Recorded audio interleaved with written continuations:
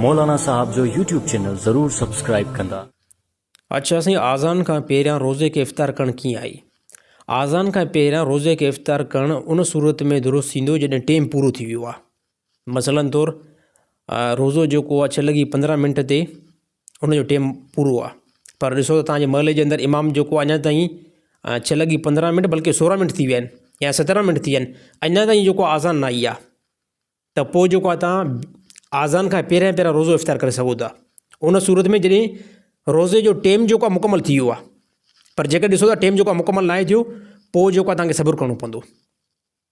Time मुकमल न थियो आहे ऐं आज़ान बि जेको न थी आहे, तव्हां ईअं जेको रोज़ो इफ़्तार करे विधो त इन ॾींहं जी तव्हांखे क़ज़ा जेको करणी पवंदी। छाजे करे रोज़े जो तालुक़ु जेको आहे वक़्त सां ई, आज़ान बिलफ़र्ज़ न आई आहे, पर वक़्तु जेको रोज़े जो कंप्लीट थी वियो आहे, त हाणे जेको आहे तव्हांखे रोज़ो इफ़्तार करिणो पवंदो। पर जेकर ॾिसो था आज़ान बि न आई आहे ऐं वक़्तु बि जेको आहे कंप्लीट न थियो आहे, वक़्त खां पहिरियां यानी ईअं सम्झो रोज़े जे टेम पूरे थियण खां 5 मिंट पहिरियां, 10 मिंट पहिरियां तव्हां रोज़ो जेको आहे इफ़्तार कयो त इन ॾींहं जी तव्हांखे क़ज़ा करणी पवंदी। छाजे करे रोज़ो पंहिंजे आख़िरी टेम ताईं त पहुचे न। जेसिताईं टेम कंप्लीट न थियो आहे त कंहिं बि मुस्लमान जे लाइ जाइज़ न आहे त उहो रोज़े खे इफ़्तार करे।